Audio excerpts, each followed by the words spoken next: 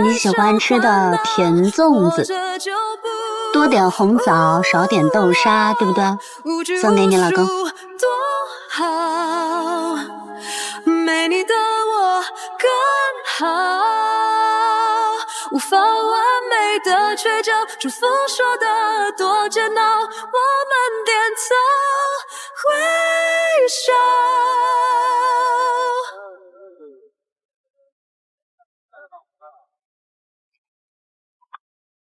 哎，你看，小心点啊，露馅了。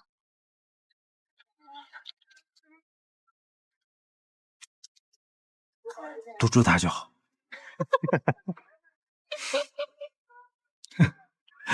老婆做的露馅了。你看，老师做的。那堵住它。还不是漏？堵住它。太甜蜜了。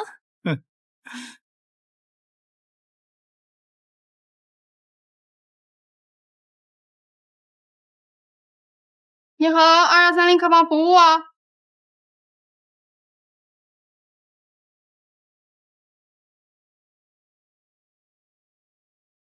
什么428是吧？啊，好，马上过来。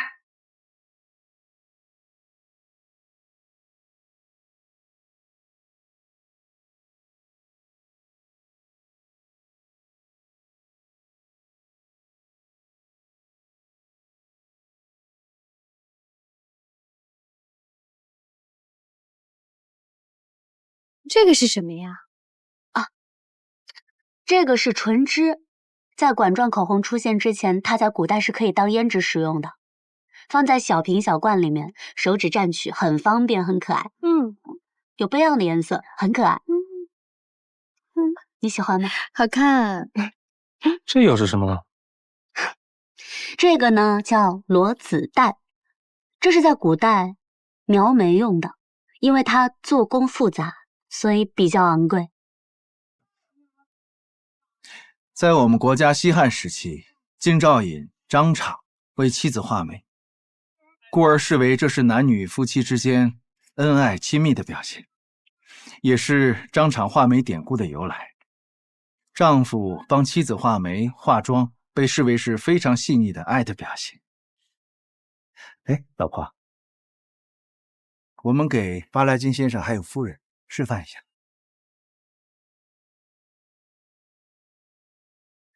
好啊。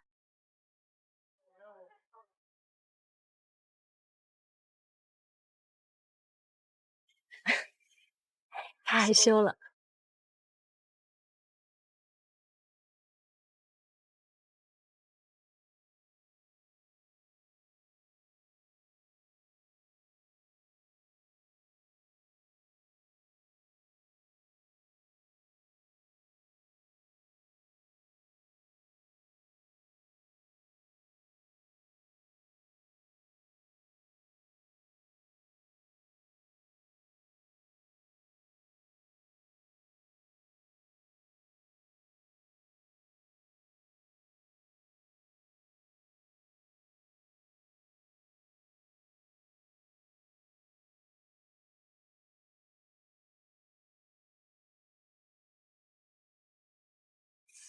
画完了。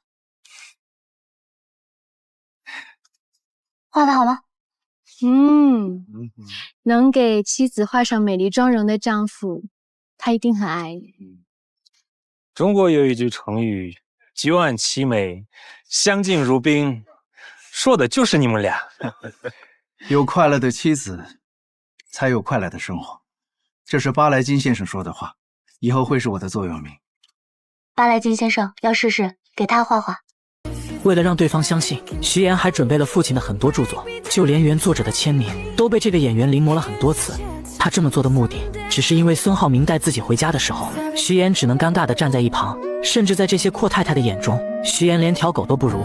我们家布丁啊，就是个傻狗，除了长得好看，啥也不是。孙太太故意看着许岩出丑，就连下人都能感到许岩的格格不入。孙太太自然也不例外，她故意排挤许岩，把她当下人一样使唤，让女孩跑腿去拿外卖，话里话外都是嘲讽。我在会所点了几个菜，一会做好之后你去取一下，中门右拐，你能找到的。小许，今天人多，也没法跟你好好聊聊天。一会儿啊，把餐取回来之后就交给阿姨，你先回去吧。第二次再见男方家长，许妍提前做了准备，还约在特别高端的餐厅见面。谁知这次来的不止孙太太，还有很多别的女人。这些女人年轻漂亮，还各有家族背景，不是金融投行，就是国际律师，能在各个方向帮助孙浩明。从一开始他就一直在观察许妍，外表漂亮却老实乖巧，既不能融入阔太太的圈子，被人欺负了只会忍让。她的家境一定不好，他就是在逼走许妍，因为他的儿子只能听他的安排。像这样的女孩才适合浩明，马上和浩明分手，免得自讨难堪。只是他万万没有想到，他的咄咄逼人没有让许妍退缩，反倒把他逼到了另一个赛道。从这一刻起，许妍为了嫁入豪门，已经彻底黑化，不惜编造一场弥天大谎。 Syracuse University 是我父母在国外任职的学校，这也就有了刚开始许妍雇人假扮父母的事。而这不是他第一次说谎。许妍的出生并不被父母期待，她刚出生就患上了先天性心脏病，父亲不想要她，是外婆将她救下。但她渴望一个美好的家庭，便在作文里虚构了一个幸福美满的家庭。后来她还将自己的姓改成了和外婆的一样。18岁的我改了名字，从乔妍成为许妍，跟姥姥姓。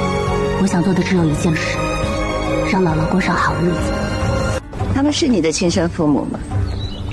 感觉你跟父母之间不太熟。作为母亲，连自己的女儿不吃鸡蛋都不知道呢。虽然许妍对于父母的回答天衣无缝，但沈母一直都对她的身份抱有怀疑的心态。于是，在饭桌上，她一直都在观察许妍一家，试图在他们身上看出一些破绽。很快，她发现许妍的母亲不停地给许妍加鸡蛋吃，可许妍却纹丝不动，很明显是不能吃鸡蛋的。有的事情真的假不了，假的也真不了。我要听实话。这番话说的许妍差点招架不住，但她很快就有了对策。先是对沈母说对不起，说自己说谎了，表示自己从小是跟姥姥在一起生活，父母为了前程抛下她很早就出国工作了，所以自己基本没怎么见过他们。接着她对沈母打起感情牌，眼泪一下子就流了下来，说自己从来都没有感受过父爱和母爱。如果这次不是因为浩明，不是因为要结婚，我想我根本不会联系他们。其实许妍在这里也算是说了真话，她从小确实跟姥姥一起生活，父母将她生下就不管不顾，只将姐姐带在身边。但6岁的时候，姥姥为了让她能有学上，坚持让女儿把她带了回去。许妍本以为回到家里会得到父母的疼爱，可到了才发现，在这个家里她仿佛是个外人，父母只疼爱姐姐，他们还嫌弃自己是个累赘。本以为只要好好学习拿到好的成绩，就会得到父母的疼爱，可在上高中的时候，因为家里没有钱，父亲为了能让姐姐考大学，还特意到学校不让她再继续读下去。你凭什么不让我参加高考？我正在跟你的老师谈话。你凭什么不让我参加高考？凭我是你爸，凭我是一家之主。任凭许妍怎么哀求，父亲就是无动于衷，还一个劲地说家里穷，让许妍懂点事。可许妍却不明白，明明自己和姐姐都是他们的孩子，为什么姐姐就能考大学，能得到他们全部的宠爱？为什么你们从小到大对我这么偏心啊？为什么好的都要人给小李？我难道不是你们亲生的吗？我究竟是什么坏孩子？我究竟做错了什么吗？怎料父亲听完后，非但没有感到愧疚，反而觉得许妍不孝顺，恼羞成怒下直接打了他一巴掌。这一巴掌彻底将许妍的幻想破灭，他不再期待父母的爱。好在家里还有姥姥陪着他，他哭着跑回家，不停地拍着门呼喊着姥姥。姥姥来了。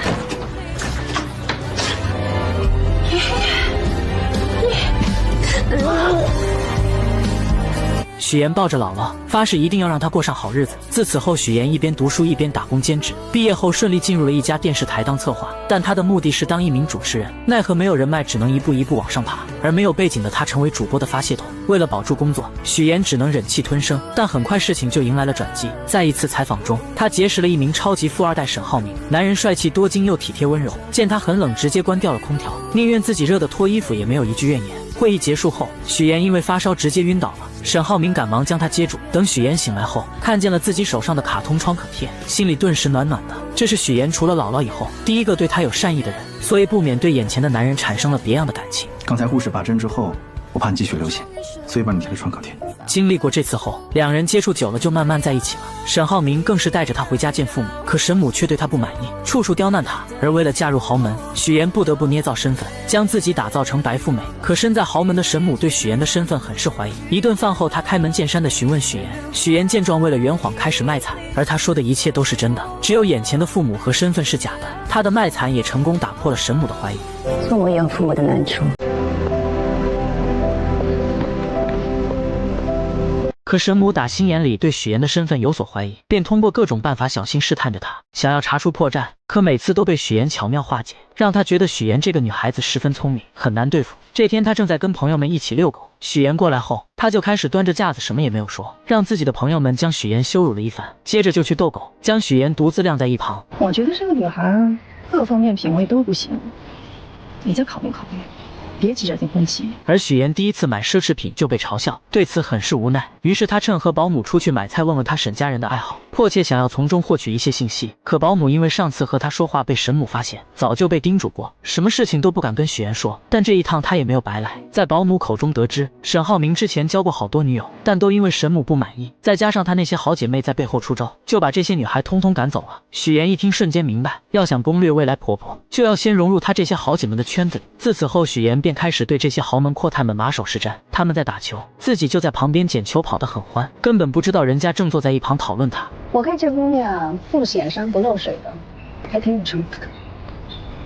虽然许妍没有融入到他们的圈子里，但她这趟也没有白来。她发现沈母一直都是大家吹捧着的对象，直到曲总的到来，她的闺蜜们看见曲总后瞬间一拥而上。虽然沈母表面上伪装得很好，丝毫没有变化，但她还是能感受到她很不开心。于是她立马想到了办法，为了能搭讪到曲总，她做了许多攻略，发现曲总对昆曲十分喜欢，尤其是水袖。她来到昆曲培训班，看到曲总很是卖力地跟着教练练习水袖，刚好她小时候也学过一些基础，便想着借这个机会报一个班，专门学习水袖。而她上来也直奔主题，只学习水袖这一种。可不可以直接教我水袖、水袖花，哪怕是不吃不睡，多长的时间能练好？最快也得1个月。自此后，许妍很是努力，在教室练习，在家里练习，工作的时候也在练习。功夫不负有心人，她的努力终于被曲总看见。曲总看到这个小姑娘练得很刻苦，而且零基础就很好，忍不住想邀请许妍来参加自己举办的昆曲大赛，还向她请教水袖花的技巧。随着两人相处逐渐熟络，许妍也偷听到她最想要的资源，那就是莱茵国际学校的入学名额。她灵机一动，找到沈母的闺蜜美玲姐帮忙，因为美玲姐有莱茵校董的人脉，而她的丈夫也需要曲总丈夫的投资，所以她建议美玲姐带着校董来参加自己的节目，她则跟曲总牵桥搭线。一切准备就绪后，许妍又找到曲总邀请她参加，告诉她这档节目不仅莱茵校董会去，自己还给她量身定制了昆曲环节，这让曲总很是心动。节目开始后，许妍更是利用节目环节帮助3个各需所需的人建立关系，而这档节目播出后效果也是极好，收视率一路飙升，许妍也拿到自己梦寐以求的主持人位子，而她更是将利益最大化，来到沈家给足沈母面子，给她的好闺蜜们名额上节目，并且将这些好的事情都推给沈母。沈母听完后很是受用，觉得许妍很是有格局，第一次让她坐到自己身边。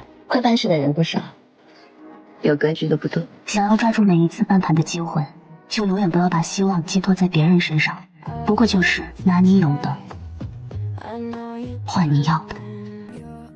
许妍，我以前怎么不知道你这么有野心有手段？我能挖独家，能做全链条，有专业能力，我凭什么不争不抢？我从来不觉得有野心有手段是句坏话，就当你在夸我了。原来许妍通过策划的家宴节目，收视率一路飙升，不仅得到了梦寐以求的主持人位子，还不用看电台一姐的脸色。可对方却很不服气，认定许妍就是靠富2代男友才有的今天，甚至以前辈的身份提前来抢许妍的化妆时间。许妍不想为难化妆师，便让她先化妆，可孙思维却不依不饶，嘲讽许妍就录了一次节目，就以为能和自己平起平坐了。许妍听完后并没有生气，而是拿出自己的成绩，表示不仅仅是这个节目，还有其他节目邀请她，而且自己的节目播的时候平均收视率是4，孙思维的却是1，谁有实力这不是很明显？孙思维听完后瞬间破防，嘲讽许妍要不是绑上了个富2代男友，怎么可能会有这样的收视率？还造谣许妍的策划案是不是都是男朋友买的？但许妍丝毫没有生气，而是微笑着对了回去，气得孙思维直接摔了化妆刷。可他明明记得许妍刚来公司的时候，家里只有一个姥姥，什么时候有一对父母在国外，还成了高知家庭。小助理觉得许妍有没有可能是富家千金隐瞒身份，勤工俭学体验生活，毕竟她要嫁的还是建筑业的太子爷。身份肯定是经过调查的。但即使这样，孙思维还是对许岩的身世抱有怀疑。另一边，沈浩明来接许岩，许岩很是高兴，还让他帮自己选一下下一次节目的菜系。而沈浩明为了庆祝他成为主持人，特意挑选了一串珍珠项链给他戴上。但许岩却表示自己最想做的就是新闻主持。沈浩明听完后鼓励他，既然想要就努力去做。可许岩深知自己跟男友的出身不同，他根本不会体会到自己一路的艰辛。新闻主播竞争是很激烈的，更别说我这种从来没有播过新闻的人，难上加难的。对于别人或许很难，但对于你，我一直对你很有信心。我总觉得你可以把不可能化为可能。两人现在看似幸福，但许岩内心却无比纠结。如果男友知道自己的身份后，还会不会像现在这样对自己？隔天，许岩来到沈家，无意间在电视上看到自己的亲生父亲，瞬间就起了生理反应。但为了不让沈家人看出异样，他只能强忍着内心的不适。这时，沈父询问他知不知山西的大云县，许岩直截了当的承认，并且说自己姥姥就是那里的人。现在大云县发展的非常不错了，变化挺大的。另一边，乔家父母在县城里开着一家理发店，在他们眼里，许岩在比乔林优秀，依旧偏心乔林。我记得小的那个去上班了，你说有什么用？平时连个电话也没有，就逢年过节啊发一条信息，还是我们家琳琳好，安安心心的待在父母身边，那才是我们的小棉袄。与此同时，乔林在上班的时候被骚扰，他忍无可忍，直接回击了过去，没想到反被对方倒打一耙，被抓到了警察局。最后还是男友将她接了回去，可回去后非但没有得到安慰，反而被男友父母一个劲的指责，觉得这件事闹到警局很是丢人，认为他就是个惹事精配不上自己的儿子，根本不给乔林说话的机会。而乔林的男友也是个窝囊的，两人在商量婚事的时候，男友一切听父亲的，将婚礼的花费细节全部都报给他，就连收的礼金不跟自己商量，都要悉数交给父母，甚至面对母亲对乔林的诋毁也一句话也不说。此刻的乔林再也忍不了，终于说出了自己想要说的话。阿姨，你有什么话就直说吧，你别在这阴阳怪气的行吗？我阴阳怪气的？你说你一个女孩子家，成天横冲直撞的，怎么什么事都不过你大脑啊？今天的事情明明是乔林受了委屈，可男友父母却一个劲的怪他，担心这件事会影响到男友的事业。夫妻俩的嘴根本就像机关枪一样，嘟嘟嘟的说个不停，让乔林根本没有一个缓和的余地。乔林看了看窝囊的男友，终于忍不住选择分手不结婚。可乔家父母得知后，嘴里边都是说男友是银行工作，要多好有多好，根本没有顾虑过他愿不愿意。于是乔林决定离开这个家，去大城市找妹妹许妍。为了成功嫁入豪门，穷女孩将自己伪造成名媛千金。可就在她成功骗过未来公婆，即将和男友结婚的时候，乡下的亲姐姐却找了过来。妍妍，乔妍。乔林很高兴能再次见到妹妹，可许妍压根不想见到她。她现在只想先把乔林支走，因为男友马上就要过来接自己了。但乔林拉着她就往外走，可越不希望什么就越来什么。两人刚走出去，就迎面撞上了沈浩明。妹妹好。这位是？我是表姐，她来找我。乔林没想到妹妹竟然告诉男友自己是她的表姐，但她并没有当面拆穿。随后许妍将沈浩明支走后，带着乔林来到酒店。乔林再也忍不住质问许妍，为什么不跟男友说自己是她的亲姐姐？我和姥姥落在一个户口本上，我姓许，不姓乔，所以从一开始你就应该知道，我的亲人只有姥姥。乔林听到妹妹说的那些话，心里不伤心是假的，但他是既得利者，根本不知道许妍这么多年来所受的苦难。在他眼里，许妍就是乔家的一份子，是他的亲妹妹。可自从乔家父母将所有宠爱都给了他后，许妍就不再对那个家抱有希望了。而乔林也没有想到妹妹会对自己这么抵触，要是知道，他说什么也不会过来找他。现在没有外人在，许妍也懒得装，直接说明自己并不欢迎这个姐姐的到来。如果她只是待几天就走的话，自己能做到现在这样已经仁至义尽了。希望乔林能够识趣自行离开，因为他没有义务照顾这个不是亲的姐姐。说完就走了，但临走前再次强调了自己现在姓许。我姓许，许妍。乔林听到妹妹说这些话很是震惊，心里边就以为她是绑上了有钱的男朋友，想要赶紧贴亲自己这个贫穷的亲戚。下了电梯后，许妍给姐姐转了1万用作这几天的开销，乔林二话不说心安理得的收下了。在回去的路上，许妍想起小时候的事情，她的出生就不被期待，父母生完姐姐后想要再生个男孩，可自己偏偏是个女孩，还患有先天性心脏病，父亲嫌她是个累赘不想要，是姥姥一把屎一把尿将她带到了6岁。后来因为到了上小学的年纪，爸妈迫不得已才把她给接了回去。就在她以为能得到爸妈的宠爱时，看到的却是他们对姐姐的爱。家里煤气罐没有关闭，姐姐和自己都晕倒了，但是爸爸却选择救姐姐。之后也发现了自己在这个家里是多余的，为了能生活下去，他变得乖巧懂事，学习成绩也是学校最优秀的。但是爸爸却因为家里困难不让自己参加高考，甚至把家里的那份钱供给姐姐复读考大学。许妍真的忍不住了，觉得爸爸根本就不爱自己。我究竟做错了什么吗？我不明白。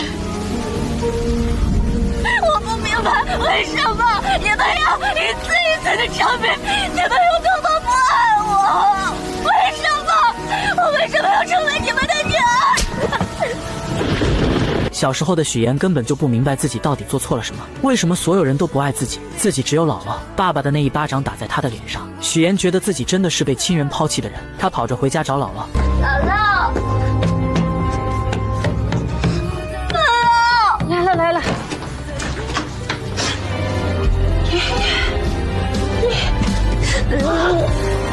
其实姥姥也知道自己这个孙女受了很多的苦，就这样奶孙两个人相依为命过了很多年，直到渐渐长大，许岩还是不想回到那个令人痛苦的家里面。突然一通电话将许岩的回忆拉回了现实，原来是沈浩明邀请他来看自己培养的花。许岩听着沈浩明说，面前的这朵花因为一生只开一朵，所以说需要前期不断的经历挫折和打磨才能够绽放出更美的花，这让他觉得沈浩明就像自己要拼命绽放的花一样，自己无论付出怎样的代价，只要能跟他永远的在一起，一切都是值得的。可现实真跟他想的一样吗？这个绝对是他生命的绝唱。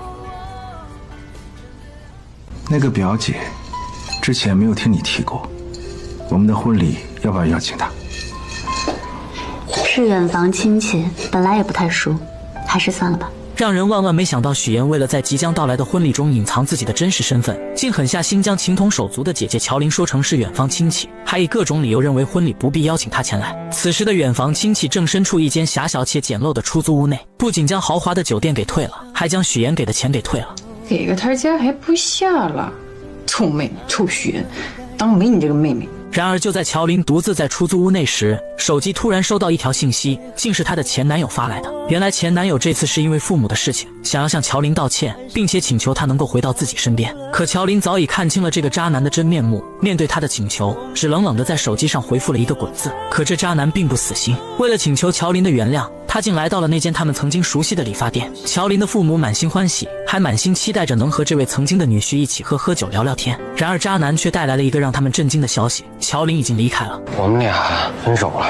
乔琳的父母得知女儿去了荆州，心里便隐隐觉得女儿此去必然会去找许岩，于是他们心急如焚地拨通了许岩的电话，可电话那头传来的却是挂断的忙音。为了找到大女儿，两位老人没有丝毫犹豫，按照2年前许岩留下的地址，毅然决然地踏上了前往荆州的路途。当他们风尘仆仆地来到那个小区时，许岩正好带着沈浩明一家人出现在了小区里。许岩一眼就看到了不远处的父母，那一刻他的眼神中闪过一丝慌乱。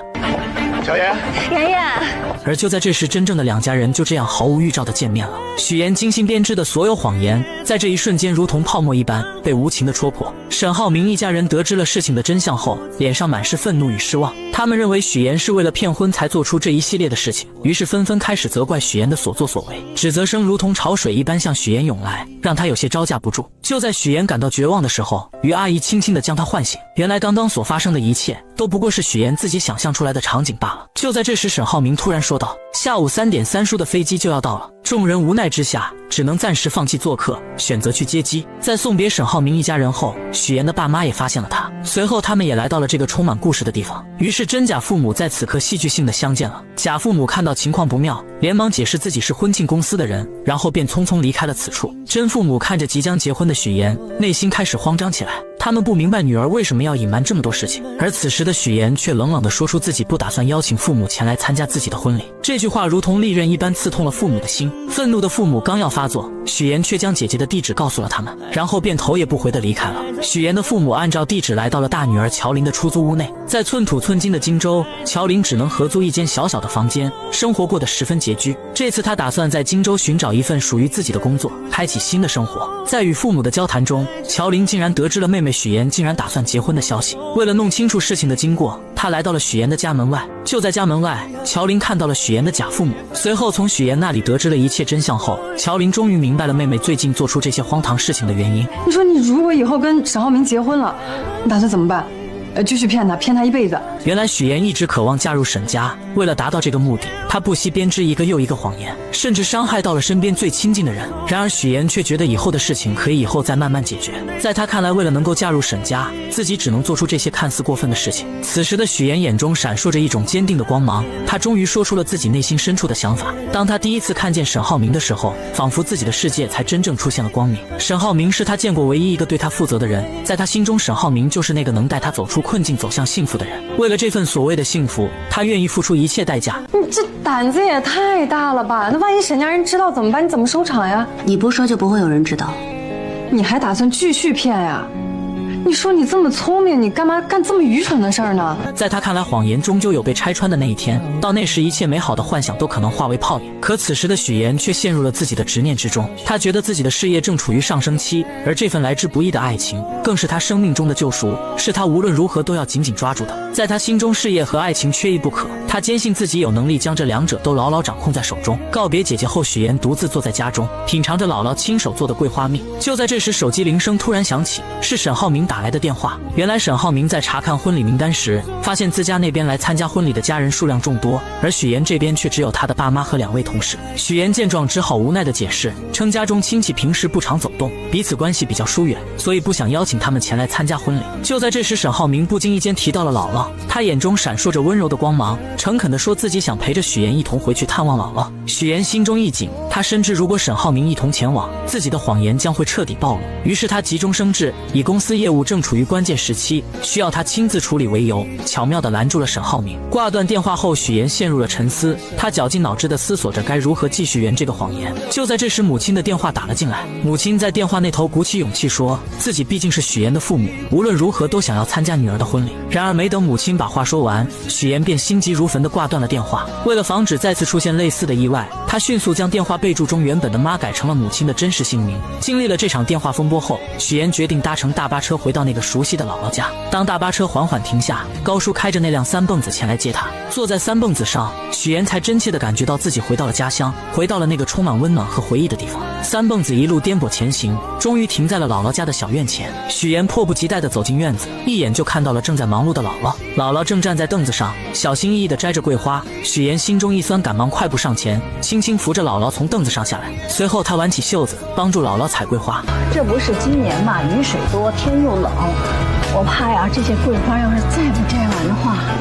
过了花期了，以后甜甜的桂花酱就做不了了呀。然而快乐的时间总是过得飞快，夜幕降临，许妍和姥姥坐在院子中的石凳上，吃着新鲜的水果，月光洒在他们身上，为这个宁静的夜晚增添了几分温馨。许妍犹豫了许久，终于鼓起勇气向姥姥说起了自己谈的那个男朋友，还提到自己打算下个月就结婚。姥姥听到这个消息，脸上立刻露出了开心的笑容，可许妍的脸上却没有丝毫的喜悦，她的眼神中透露出一丝复杂的情绪。随后她缓缓地说起了爸妈来到了荆州，还表示自己和他们之间根本没有多少感情，所以不想让他们来参加婚礼。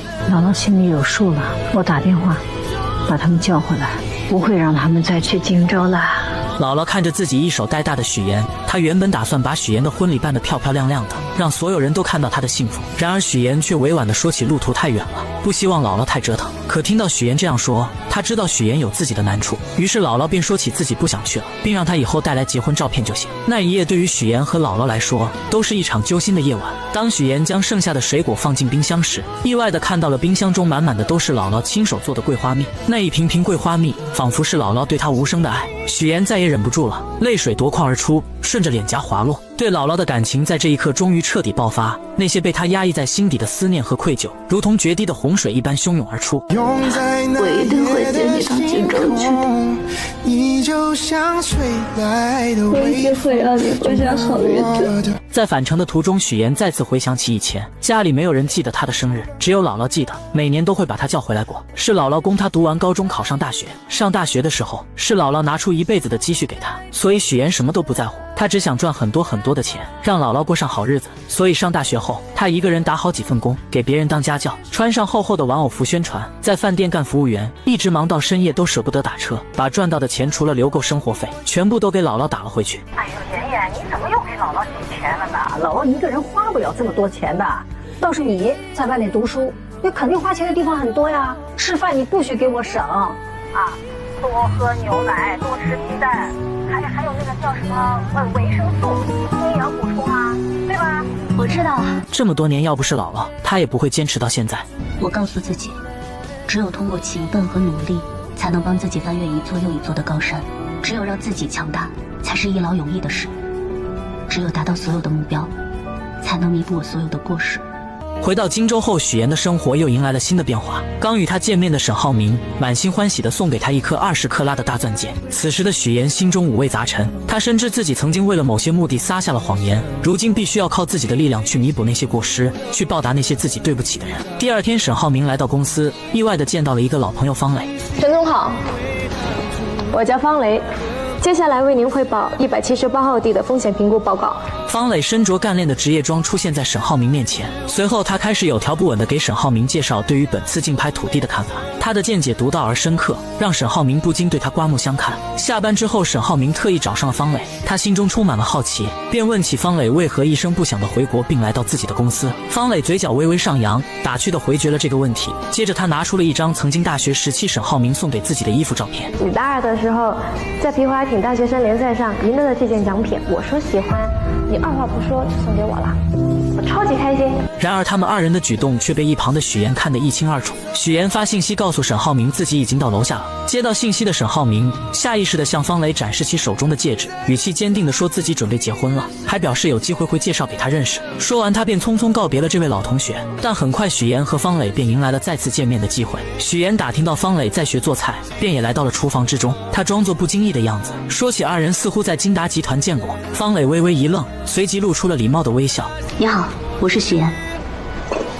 你好，我是方磊，我是沈浩明的未婚妻。此时的方磊也说起了他们家与沈家是世交，很久以前就已经认识了。许岩听后心中暗自警惕，他将方磊当成了潜在的对手，表面上却亲切地称方磊为妹妹。这看似友好的称呼，实则是在向方磊宣示着自己的主权。随后许岩看着方磊做好的沙拉，他便上前请求品尝一块。吃完后，他热情地邀请方磊去吃饭。在饭桌上，两人之间的火药味十足。方磊看着细心照顾自己的许岩，便说起在留学的时候沈浩明对自己的照顾。他还提到以后在公司可能还要麻烦沈浩明。那你把工作做好，就不会麻烦他了，对不对？眼看在言语上似乎占不到上风的方磊，便说起了许岩这么漂亮，和沈浩明即将要结婚，自己准备给二人当伴娘。在这场爱与较量的复杂乐章中，许岩、沈浩明和方磊三人之间的关系错综复杂，他们的故事有将会如何发展？女人伪造身份，终于如愿嫁入豪门，为了不被人揭穿，自家那边的亲戚一个都没请。就在她以为一切顺利的时候，还是被熟人给认出来了。我怎么看着像佳佳同学许岩？是有点像啊。许岩看到熟人后，整个人都惊呆了，因为假扮他父母的人冒充的就是同学父母的名字。当初自己就是借用同学的关系骗到了人家的签名，为了不被看穿，她连忙找理由要将两人支走。可没想到丈夫一家人已经过来了。这两位是？没办法的她只能硬着头皮解释，眼前的两位是大学同学父母，原本就想着打个招呼就行，怎料贾父亲却多嘴将人家邀请了进去。此刻许岩杀了他的心都有了，但他只能赶紧进去应付。吃饭敬酒的时候，许岩紧盯着另外一桌，看到他们过去敬酒的时候，立马就赶了过去。您在国外是从事建筑研究？哦，建筑行业。那您跟我的亲家是同行啊？他还专门写了一本书，那个书叫 Sustainable Building Design 。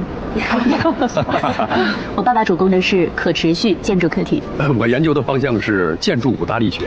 咱们虽然是同行，但相差甚远。为了不露馅，许岩不停地圆场，同时悄悄拍了拍贾母亲的后背。女人立马心领神会，假装不小心碰到酒杯，将里面的酒泼到了对方的衣服上，最后以换衣服巧妙缓解了这一局。许岩走后，沈浩明带着一个女人来敬酒，对众人说是自己的妹妹。女人明显愣了一下，这个女人的出现让许岩也产生了一点危机，因为早在婚礼前，许岩就发现她回国后直接入职了金达集团，而且和沈浩明关系匪浅。到了新婚夜，女人再次给沈浩明发消息，约他到无边泳池见面。沈浩明本不想理会她，可女人却以死相邀。沈浩明无奈之下看了看许岩，然后出去了。来到泳池边，见女人没有事，便准备离开。你真的不怕我向我点亮烟死吗？不要听你说淹死这个词。今天是我的婚礼，你这样闹有意思吗？两人在这里谈话，殊不知一切都被许岩看在眼里。沈浩明，我爱你。我已经结婚了，请你自重。你是说那个女人吧？你别以为她是什么纯情小白兔，她一见面就跟我装亲热装姐妹，不就想知道我们什么关系吗？许岩就这样默默看着女人对沈浩明表白，脸色很是平静。隔天，沈浩明和许岩准备去度蜜月，白莲花又出来恶心许岩，说以前沈浩明带着他去过好多地方，吃过好多餐厅。许岩丝毫不示弱，直接反击回去。你浩明哥还带你去过哪些地方？麻烦你都整理好发给我。喝了酒就别进泳池，容易被淹死。女人这才反应过来，昨晚她所做的事都在许岩的掌控中。许岩跟沈浩明结婚蜜月后，便带着他去乡下见了姥姥。姥姥看见后很是高兴，还亲自下厨做了好多菜。而沈浩明看见姥姥很欢迎自己的样子，心里很是温馨，但他更想要多了解许岩以前的生活。许岩在门外听见两人的对话，担心露馅，便拿着婚纱照来到厨房，以挂相片为由将沈浩明给叫走了。晚上许岩跟着姥姥一起睡觉，姥姥忍不住还是将乔父的肿瘤的事说了出来。虽然说这个人当爸爸十分的不称职，但还是希望许岩能去看一下。我知道你对他是什么看法，但你这次结婚不是也没请他去吗？他现在得了病，姥姥觉得你还是应该去看看他的。许岩听完后并没有给姥姥准备的答复，不停地找事情打岔。隔天一大早，姥姥特意邀请沈浩明一起去早市买菜，沈浩明二话没有说就同意了。一路上，姥姥不停地夸沈浩明，帮许岩说好话，而他说这些就是为了铺垫后面的那几句。如果他犯了什么错，你就多包容，行吗？行。姥姥认为许岩嫁进沈家肯定使用了不正当手段，所以才这么跟沈浩明说。殊不知沈浩明早已知道一切。离开前许岩还是心软了，悄悄地给父亲了一些钱治病。回到荆州后，沈浩明给了许岩一个惊喜，送给他一座四合院，用于他工作和邀请豪姐们。许岩听完后都惊呆了，这样的人他怎么能不心动呢？而沈浩明看着许岩一言不发的样子，表示她是自己的妻子，自己会协助她完成任何的愿望。进去后，沈浩明看到上个业主给孩子量身高留下的痕迹，回忆起小时候的事情。可许岩却回想到了小时候一家人都忽略了自己，从来都是给姐姐量身高的场面。沈浩明见她失落的表情，便向许岩索要口红量身高。许岩那一刻心里便很感动，更是有很多的触动小时候没有完成的那些心愿，丈夫帮自己已经完成了。两个人深深地看着彼此，本以为日子会这么幸福下去，可许岩的对头却揪着她不放，将假扮他父亲的人找了出来。谁也未曾料到，来到荆州后干起化妆品推销员的乔琳，竟然意外地遇上了自己大学时期暗恋的同学于一鸣。刹那间，乔琳心中涌起一阵惊喜。然而就在她刚要迈出步伐追上去的时候，舍友突然冒了出来将她拦住。我要试妍妍。哦，原来舍友是来试用化妆品的。乔琳心中虽有些无奈，但还是热情地接待起来。可谁能想到舍友这一试用，便耽搁了乔琳大量时间，而且最终一个化妆品也没买。乔琳无奈之下只好拿出规定，告知舍友一个人一周只能试用6次化妆品。没想到舍友不但不理解，反而声称之前没这个规定，还警告乔琳小心自己投诉他。说完便匆匆离开了，留下乔琳呆愣在原地。下班后，乔琳拖着疲惫的身躯回到出租屋，刚进门就意外听到了舍友在打电话。你们别舍不得花，早上吃几个鸡蛋都算来算去，能几个钱呀？好，知道你能赚，但是自己要照顾好自己啊。从电话内容中，乔琳得知舍友省下化妆品的钱是为了能让远在老家的父母过上好日子。这一刻，乔琳心中五味杂陈，被舍友的孝心深深打动。她没有丝毫犹豫，拿出一堆化妆品送给了舍友。这些都是你试过的试用装，我带了点新的回来给你，以后你就自己在家画吧，别去柜台麻烦我了啊。你老去柜台麻烦我，我就净得伺候你了，我怎么赚钱呀？舍友收到化妆品后，或许也觉得过意不去，便搬来一箱牛奶作为感谢。这份朴实的情谊让出租屋里的氛围多了几分温暖。可命运似乎并未打算就此放过乔琳。第二天在库房搬运物品时，意外突然降临，经理接了个电话的间隙，乔琳的手臂不慎被上方掉落的货物砸到，钻心的疼痛袭来，但乔琳咬着牙还想坚持继续工作。好心的经理见状赶忙劝说她去医院，于是在舍友的陪同下，二人匆匆赶往医院。来到医院后，乔琳独自走进门诊室，医生一番熟练的操作后，成功将乔琳的手臂复位，并给她戴上了手臂吊带。你还真是一点没变啊。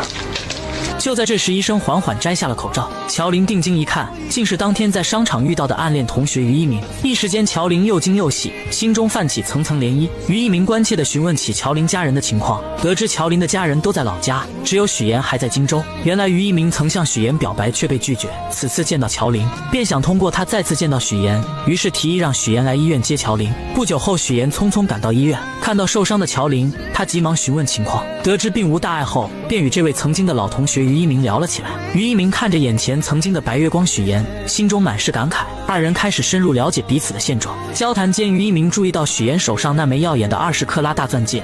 你结婚了？上个月。瞬间明白二人之间已再无可能，心中不禁涌起一丝失落。随后他默默返回了自己的科室。然而此时的乔琳却已被于一鸣深深吸引，目光始终追随着他的背影。随后许岩带着乔琳回到那间狭小且简陋的出租屋，看着屋内仅有一个卫生间，家具也不齐全的环境，并且他看出乔琳铁了心要留在荆州打拼，便决定帮他改善居住条件，同时也为了减少自己日后的麻烦。当天晚上，搬家人员便上门准备将乔琳的东西搬到对面的房子里。乔琳本想拒绝，他觉得这样太麻烦许岩了。许岩见状便提起小时候乔林对自己的帮助，这份情谊许岩从未忘记。就在乔林依旧有些犹豫时，许岩说出了一个让他无法抗拒的理由。我忘记告诉你，新家公寓邻居是于一鸣。不用搬了，几位大哥。搬得搬。那个，对不起啊，刚刚那个我帮你们搭包去。当听到新家的邻居是于一鸣，乔林的态度立马360度大反转，立马就搬家。许岩对这个姐姐很了解，他也知道姐姐一直都暗恋于一鸣，所以他就是故意这么做的。乔林搬过去的第一天大早就收到了于一鸣的早餐，这让他万分惊喜。乔林，你手不方便，给你买个早餐。许岩一心盼着姐姐乔林能过上好日子，他不仅精心安排让于一鸣成了乔林的邻居，还特意拜托于一鸣在生活上多多照顾姐姐。对，一会儿我把食堂菜单发给你，中午想吃什么你就告诉我。走了，拜拜。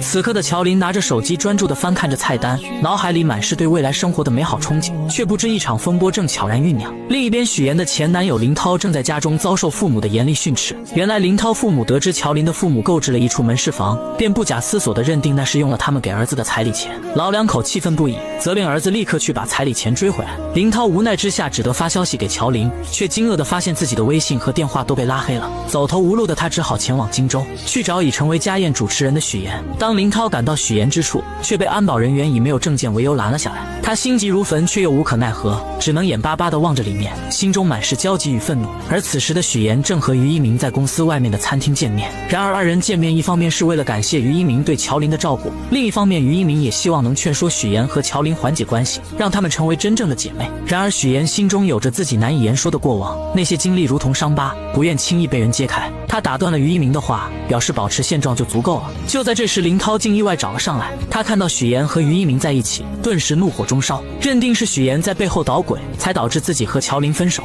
许岩见状，急忙起身准备出去和林涛好好解释，可林涛情绪激动，一把将他推倒在地。恰在此时，许岩突然瞥见之前刁难自己的同事出现在餐厅外面，他深知自己目前的身份不宜暴露，情急之下便对林涛说可以带他去见乔林。林涛信以为真，二人匆匆离开了餐厅。等那位同事来到餐厅时，于一鸣并未提及刚才发生的事情，表示刚刚二人只是撞在一起，没什么事情。随后许岩带着林涛来到一个相对安静的地方，将事情的来龙去脉一五一十地说给林涛听。可林涛却固执地认为分手是别人的错，始终不肯面对现实。许岩见状，严肃地告诉他，二人已经分手，没有任何关系了，不允许他再去干涉乔林的生活。为了彻底解决此事，许岩还提出自己可以把彩礼钱全还给他。然而林涛却依旧不依不饶，眼看没办法从许岩这里得到满意的结果，竟准备去许岩的公司耍无赖。这准是彩礼的事吗？我要的是人。我不知道。不说是吧？那我就天天来，我上你们单位去要人，上你婆家去要人。你不是嫁得挺好吗？我让他们了解一下，你到底在外边干了些什么见不得人的事儿。许岩看着眼前这个如此不讲道理的人，心中满是厌恶，压根不想再与他纠缠。随便你。直接转身离开了。第二天，许岩来到乔林家中，把昨天发生的事情一五一十地告诉了姐姐。为了平息这场矛盾，也为了防止自己身份暴露引发更多麻烦，许岩决定还给他们家彩礼钱。乔林觉得这家人是真的很奇葩，既然他想见自己说清楚，那就见面打死他。许岩见姐姐只知道使用武力，劝说他不要这样做。既然跟林涛分手了，那就跟过去一刀两断。昨晚他跟林涛聊过了，他在乎的是乔林对自己的感情是否忠诚，但他的父母在乎的无非就是钱，只要把钱给出去了，就算林涛想来荆州闹，他父母也不会同意的。谁知乔林听完这些后依旧要自己解决，可许岩等不了，等到你筹好钱的时候，他就会把这件事情闹得人尽皆知了。到那个时候，我的单位、沈家所有人都会知道。我还以为你是在为我着想呢，原来是怕自己谎言被拆穿了。就在两人讨论这件事的时候，殊不知沈浩明也知道了，他默默地帮许岩处理，让助理调查林涛的工作情况和人际关系。不出半天，林涛父母的银行卡就收到了一笔钱，如许岩所料，钱一到账，他们就打电话让儿子回来。可林涛就是不听，非要见到乔林了解事情真相才肯回去。但通过沈浩明的发力，隔天银行就把林涛给叫回去了，还以他优秀为由，要给他增加工作任务。领导的这波夸奖让林涛有些丈二和尚摸不着头脑。同时意外的还有许岩。以林涛的性格，我原以为他会不依不饶，没想到这个人突然就消失了。不久后，许岩无意间发现沈浩明为了向父亲证明自己的实力，正在急于促成一项合作，可合作方十分瞧不起他这个太子爷。别吞吞吐吐，说。黄总说你是太子爷。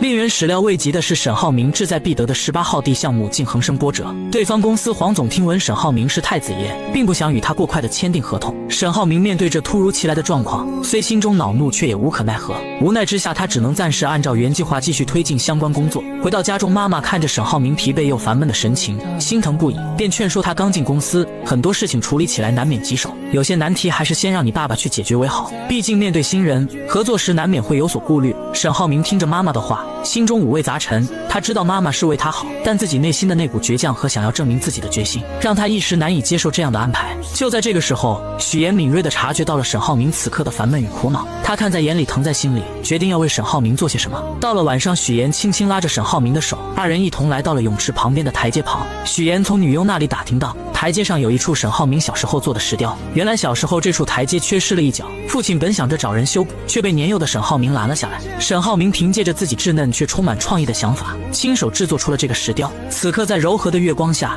许言看着石雕上面有一只小熊和一扇窗户，他意识到这只小熊就如同小时候的沈浩明，躲在房间中。虽然内心可能充满了孤单与无助，但他却总是把所有的不开心都深埋在心底，只展现出开心快乐的一面给外人看。所以我就给他按了一盏小灯，希望可以驱赶走那些不开心的阴霾，不再这么孤单。也就在这个时候，许言希望沈浩明能明白，真正的伴侣不仅能看到他的光芒，更能与他一同分担生活中的风雨。终于，浩明被许言的真诚和温暖所打动，那道一直紧闭的内心防线渐渐有了松动的迹象。他轻轻将许言拥入怀中，二人在这静谧的夜晚紧紧相依。为了帮助沈浩明解决18号地项目的难题，许言开始四处奔走，积极打听对方公司黄总的消息。经过一番不懈的努力和多方打听，他终于得知黄总为人十分古怪。原来黄总的老婆曾经身患重病，黄总不顾一切地放下所有的工作和生活，全心全意地陪着老婆四处看病。然而尽管他付出了所有的努力，倾尽了所有的心血，最终还是没能保住老婆的生命。这件事对黄总的打击极大，将他原本平静的生活彻底打乱。此后他的许多行为都变得十分奇怪。如今他在世上唯一的亲人，就只剩下在养老院的岳母于淑芬。于是一个计划在许言的脑海中逐渐成型。第二天，许言以捐款的名义精心准备后，成功来到了养老院。在与工作人员一番客套的交流后，他便怀着忐忑又期待的心情，准备前去见于淑芬。当他终于见到于淑芬时，却发现老人已经患上了阿尔茨海默症，且处于中晚期，状态十分不好。老人的眼神迷茫而空洞，不仅拿着扫把到处击打，嘴里还念念有词，又用手里的泥巴捏成素丸子。也就在这个时候，许言想起了姥姥做的素丸子，那熟悉的味道和温暖的场景，如同电影般在他的脑海中不断回放。晚上回到家，许言便和姥姥开始打视频电话，让姥姥指导自己做丸子。第二天，许言再次去拜访于淑芬，他先是从包里拿出精心准备的美味桂花蛋糕，随后许言想起之前了解到的信息，说起他和自己的姥姥都是支援边疆建设的第一批援疆人，他们有着相似的经历和回忆。果然，这一番话语让于淑芬暂时稳定了下来。然而就在许言准备为他吃蛋糕的时候，老人突然又一次失去了记忆，他眼神变得迷茫而警惕，认为许言是小偷，不仅将蛋糕弄在许言的身上，还紧张地拿出自己的泥巴丸子开始查看。眼看自己的泥巴丸子没缺少后，许言便拿出自己亲手制作的素丸子。当于淑芬看到这熟悉的素丸子时，眼神中闪过一丝惊喜和熟悉，她的病情似乎在这一刻缓解了很多。在许言温柔的安慰下，于淑芬开始吃起了蛋糕。许言知道自己的这个计划或许能为解决18号地项目的难题带来一丝转机。许言始终怀着满满的耐心与爱心，一次又一次地来到养老院陪伴于淑芬。他知道对于患有阿尔茨海默症的老人而言，陪伴与关怀是治疗病情的良药。许言日复一日来到养老院，陪于淑芬坐在电视机前，和他一起看着那些充满生活气息的电视节目。锻炼时间到了，许言会和于淑芬一起做操。到了吃药的时间，许言更是格外用心，想方设法看着老人把药吃下去。终于在许言日复一日的悉心照料下，奇迹终于出现了。于淑芬的病情有了明显的好转，她那原本混沌的眼神中渐渐有了清晰的光彩，甚至还能清晰地认出这个一直陪伴在她身边的女孩。您刚才叫我什么？这就许言。您记得我名字了？我一直记着你的名字呀。于淑芬病情的好转，自然也引起了黄总的注意。黄总平时工作繁忙，很少有时间来看望岳母，但每次来都能看到许言在这里无微不至地照顾着老人。他看着许言耐心地为岳母做出的这些事情，心中涌起一股深深的感动。他意识到这个女孩是多么的伟大，于是黄总开始多方打听许妍的身份。经过一番努力，他终于得知，原来这个一直默默照顾自己岳母的女孩，竟然是沈浩明的妻子。随后，黄总约上了沈浩明。这段时间，你爱人许妍经常去照顾我岳母，我岳母的病情也得到了缓解，状态也比之前好了许多。难道你不知道？他没有跟我说过。这次见面，黄总表面上说是想和沈浩明一起打球娱乐一下，然而随着交流的深入，话题逐渐转到了工作上。沈浩明敏锐地察觉到这是一个难得的机会，他开始有条理地分析起黄总公司目前面临的问题。他指出，如今黄总的公司正面临着明远集团的激烈竞争，在市场上处于十分被动的局面，而只有2家公司展开合作，才能整合资源，发挥各自的优势，完美解决当前面临的问题，让黄总的公司顺利进入核心的竞争圈，在激烈的市场竞争中占据一席之地。打完球一起吃个饭，到时候详聊。然而就在沈浩明和黄总为了合作事宜积极沟通的时候，一场意想不到的风波正悄然袭来。和许妍处处作对的孙思维对许妍充满了嫉妒和敌意。这天他从同事这里突然看到一则新闻，新闻上报道了一名女子利用假身份请演员先后和3个男人举办婚礼，从中骗取了巨额彩礼。这则新闻瞬间吸引了孙思维的注意力。就在他仔细看新闻图片的时候，突然觉得图片上的演员有些眼熟，他的脑海中立刻浮现出之前不久许妍结婚的场景。当时许妍在整个公司只邀请了主任和一位闺蜜参加婚礼，这让孙思维一直心存疑虑。此刻这个念头如同野草一般在他心中疯长起来。于是孙思维来到主任的办公室，他手里拿着一盒茶叶，脸上堆满了虚伪的笑容，说是来给主任送茶叶的，实际上想要得到主任手机中的照片。他装作不经意地和主任聊起天，然后表示自己想要看看许妍婚礼的布置，说是想为自己以后结婚做打算。主任没有多想，便把手机递给了他。孙思维接过手机，装作认真查看的样子，实际上却在悄悄地将照片传到自己手机上。得到照片后，他迫不及待地开始对比刚刚看到的新闻。果然，他发现照片上的2个人竟然出奇的相像。此刻许妍的父亲是演员的事情暴露无遗，孙思维觉得这是一个绝佳的机会，他立刻找到了自己多年来一直联系的狗仔，在狗仔的指引下，成功找到了许妍的假父亲。孙思维和狗仔气势汹汹地来到假父亲面前，准备拉着他上车，想从他口中套出更多关于许妍的秘密。然而这位假父亲显然不愿意配合，他皱着眉头，一脸不悦地表明自己根本不认识许妍，还强调自己压根都不姓许。他试图挣脱孙思维和狗仔的拉扯。你别着急，我现在不需要你承认什么。我们既然能找到你呢，肯定就不是毫无根据的喽。合作一下吧。他带着小助理找到假扮许妍父亲的高亮杰，威胁他配合自己，想着在台里推举财经主播的时候给许妍致命一击。一切准备就绪后，他来到许妍面前说了许多奇奇怪怪的话。你放心，我的这个样片绝对真实，而且足够震撼。他的话许妍并没有在意，而是时刻准备自己竞争财经主持人。他的表现极为出色，评委们很是满意。隔天孙思维特意邀请许妍做自己节目的嘉宾，许妍不知道他的葫芦里到底卖的什么药，并没有答应。可就在这时，主任出来助攻孙思维，无奈之下许妍只好答应。节目开始后，孙思维先是向大家讲述了最近骗取高价彩礼的那个新闻，接着又请来了高亮杰。许妍看见他的那一刻很是惊讶，孙思维看见后觉得自己稳赢。他打开许妍婚礼的照片做对比，还不停地质问2人之间的关系。请问你们是什么关系？照片上的这个人是不是你本人？你是不是许妍的假冒父亲？请你正面回答。许妍见状站起来，把事情的焦点转移到2人的竞争之上。所有人都明白孙思维的能力不行，是他羡慕嫉妒自己，所以才请人来陷害他。可孙思维看着许妍慌张表情，料定自己挖到的就是王牌。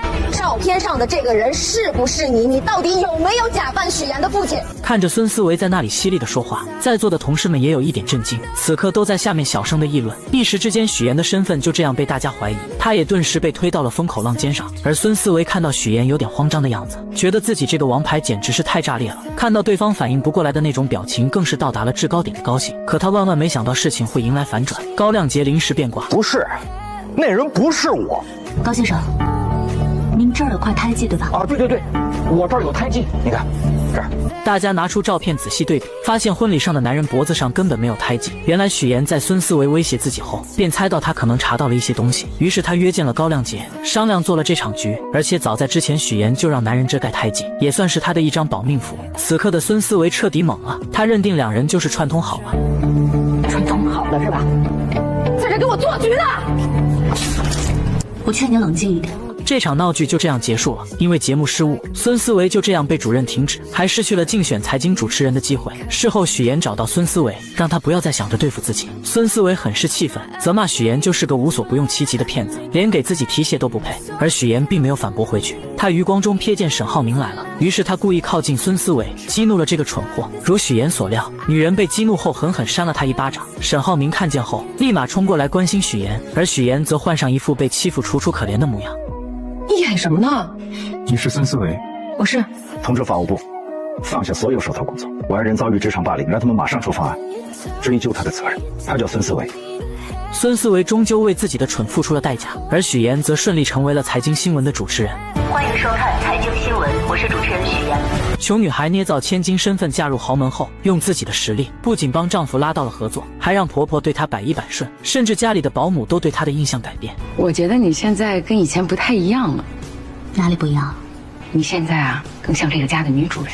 唯有家里的小弟弟对她意见颇大。原来自从许岩嫁给沈浩明后，大家都开始各自忙碌，从来没有人在乎弟弟浩辰的感受。为了引起大家的注意，浩辰不是在学校打架，就是各种闯祸。老师3天2头的给沈母打电话，沈母虽然是豪门太太，但也害怕老师的电话。同时她和沈父应酬很多，根本没有时间去处理这些事情。她见许岩很有耐心，便让他帮忙带浩辰。而她刚把许岩拉进家长群，就看到班主任在群里发浩辰跟同学发生冲突，还把人家给打伤了。许岩看了看正在斗狗的婆婆，只能硬着头皮去学校处理。处理完后，她本想着跟浩辰谈一谈，想知道他闯祸的原因，可浩辰并没有理会她，直接离开了。回到家后，许岩将学校的事情告诉了众人。婆婆嫌麻烦，决定将浩辰送去国外读书。这番话正好被回来的浩辰听见，他以为是许岩告状，才让妈妈起了送自己去国外的念头，因此把自己受到的所有冷落都怪在了许岩身上。你来了，先是让我哥喜欢上你，然后又讨好我爸妈，让他们都喜欢上你，结果没想到我不吃你这一套，然后你就想把我赶走，对不对？对。我告诉你，我是绝对不会出国的。这番话让许岩明白，小孩之前所做的那些事情，只不过想让家人的关注罢了，知道原因就会得到解决的办法。许岩表示，只要他保证不再发生今天这样的事情，自己有办法不让他出国。这又是什么招？隔天，浩辰去学习马术，往常都是哥哥来陪自己的，今天却是许岩来的，这让他内心无比失望。而为了吸引哥哥和爸妈的注意，他松了马蹬，故意摔到地上，造成骨折。这方法确实好用，爸爸妈妈和哥哥都陪在他身边，可也就见效一回。沈母请来护工后，就因为工作和沈父匆匆离开。沈浩明嘱咐了许岩后也离开了。看到自己又是一个人，男孩将气都撒到了护工身上。不要走，走，不要你不要就不要走，人呢？太不像话了，不是，大家许岩看见后，默默地将地上的东西捡了起来，并表示这4个星期都是他陪着，要是再不听话就收拾他。浩辰一听，立马来了鬼点子，他开始使唤许岩，一会要吃水果，一会要喝水，挑3拣4的，就是故意为难许岩。但许岩并没有惯着他。哥在的时候你就当乖小孩，你哥走了你就欺负我是吧？我是伤员，我是小孩，你欺负我，看我哥怎么收拾你。两人独自相处下，浩辰不再排斥许岩，许岩也用自己的方式靠近这个孩子。通过自己的方式，许岩成功和浩辰成为了好朋友。晚上，沈浩明赶了过来，许岩将自己录的视频拿出来给他看，明显能看出来男孩是故意的。现在的许岩是最懂浩辰的，因为浩辰想要的也是自己当初最想要的。小时候为了让爸妈注意自己，他也曾用过这个招数，可只要姐姐一出现，爸妈所有的爱都会加注在他身上。一个幸运的童年可以治愈一生，但不幸的童年要用一生去治愈。两人并不知道，弟弟根本没有睡觉。自此后，许岩成为这个家里浩辰最喜欢的人。而许岩为了帮浩辰完成心愿，他把画本拿给公婆看。在浩辰的世界里，爸妈回到家永远拿着手机，而自己则躲在孤僻的角落里。所以浩辰想要的不是 iPad， 也不是手机，他想要的可能是你们最珍贵的东西，就是时间。知道这件事后，沈父沈母也意识到他们的错误，于是他们都抽出时间陪伴浩辰，而就只是陪着看看电视。浩辰都是无比开心。沈浩明将这一切都看在眼里，为此特意送了许岩一辆红色的跑车。那么沈浩明到底有什么秘密瞒着许岩？他知道许岩的身世，又为什么要和许岩结婚？而许岩每帮他一次，都会拿出一样东西当做奖励。但不管沈浩明到底爱不爱许岩，这个家已经离不开许岩了。不管是沈浩明还是弟弟，就连婆婆也是一样。可回来了。怎么了吗？下个月初就是晨晨的生日，你看咱们怎么给他办好？他喜欢你，你想个主题，他肯定喜欢。我想想，事情交给你，妈最放心。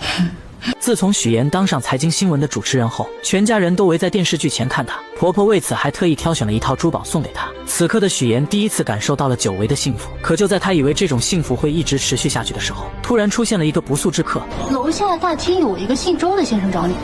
你还记得吗？